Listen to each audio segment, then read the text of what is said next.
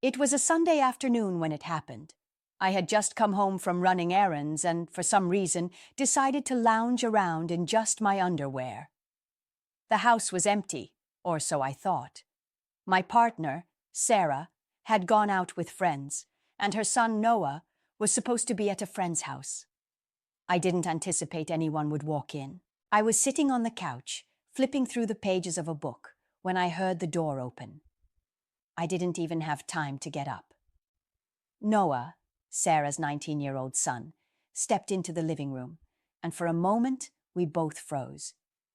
His eyes widened, and I could see the confusion, then a hint of embarrassment as he quickly averted his gaze. He stuttered an apology and turned to leave, but I called out. "Noah, wait," I said, standing up, suddenly aware of how vulnerable I felt. "It's fine, just—" He didn't respond, just hurried out, leaving me standing there, half-dressed and frozen in place. The moment hung in the air like a cloud, thick with discomfort and unspoken tension. It wasn't supposed to be like this. Sarah and I had been married for 3 years. When we first met, Noah was still a teenager, awkward and distant. Our relationship had always been friendly, but a bit distant. But now there was this lingering feeling that something had shifted. The awkwardness of that afternoon stayed with me for days, only made worse by the unspoken secret hanging between us. The thing was, there was more than just awkwardness in that moment. I had been struggling with my emotions for months. I had developed feelings for Noah's father, who lived across the country. What started as a friendship had turned into something deeper, something I had never expected. We exchanged texts, and on occasion, we would talk on the phone, but nothing physical had ever happened. But the emotional attachment, it felt real. And Noah's unexpected presence, his sudden awareness of me in that vulnerable moment, brought everything crashing down. I had kept this secret from Sarah for months, burying the guilt and shame that I was feeling. Days after the incident, Noah seemed to avoid eye contact with me. There was no discussion, no confrontation. But his silence, the weight of his knowing, left me in turmoil. Every time he passed by, I couldn't help but wonder if he had figured out what was happening between me and his dad. I wanted to explain, to confess everything, but I knew the consequences. It would break Sarah, and it would destroy everything we had built together. The secret was eating away at me.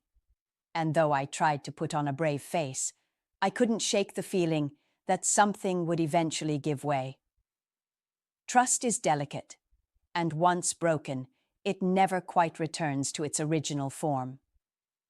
I had broken not just Sarah's trust, but my own sense of who I was, and the consequences were inevitably waiting to unfold. Eventually, the truth came out, not in the way I had expected, but through a conversation with Noah that happened months later.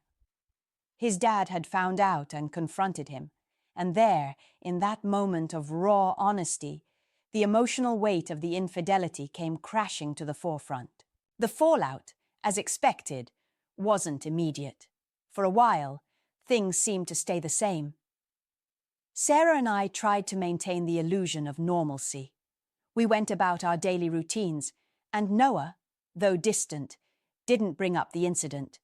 It was as if we were all waiting for the inevitable moment when everything would shatter. Weeks passed, and I thought I could bury the guilt. I kept myself busy with work, household chores, and anything else that could keep my mind distracted. But Noah's silence had become a presence I couldn't ignore. I knew he was keeping something from me, and in a way I couldn't help but wonder if he had already known. After all, how could he not have picked up on the tension between me and his father? How could he not sense the shift in the energy between us? Then, one evening, as Sarah was making dinner in the kitchen, Noah came into the living room. He didn't look at me right away.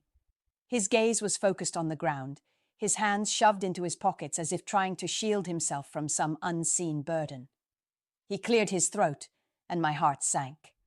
I knew something was coming. "I need to talk to you," he said, his voice quiet but firm. I looked up from my book, trying to read the situation.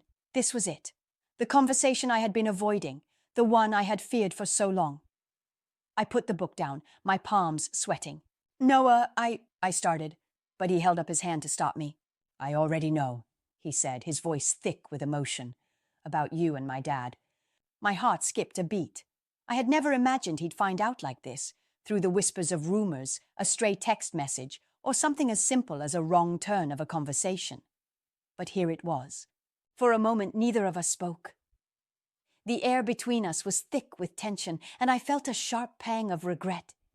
How could I have let it get this far? How could I have betrayed Sarah like this, even emotionally, when I promised myself I would protect our family?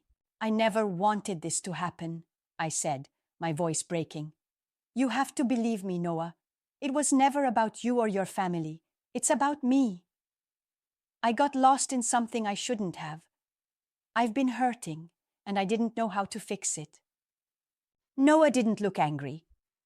In fact, there was a quiet sadness in his eyes, as if he had known this day would come, but didn't know how to handle it either.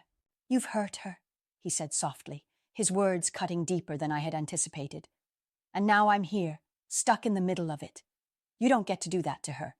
You don't get to make things so complicated. I felt my chest tighten. The weight of his words landed heavily on my conscience. I had never realized the impact this would have on Noah. In my mind, it had always been about Sarah, about the betrayal of her trust. But Noah, in a way, was just as much a victim here, caught in the middle of a mess he didn't ask for. I opened my mouth to apologize again, but Noah wasn't finished. I'm not the one you need to apologize to, he said. It's Sarah. I'll tell her if you don't. The threat was soft, but it hung in the air like an unspoken truth. He wasn't asking for revenge. He was giving me a chance to do the right thing before the hurt went any further. And I knew, at that moment, that the real consequences were still ahead of me.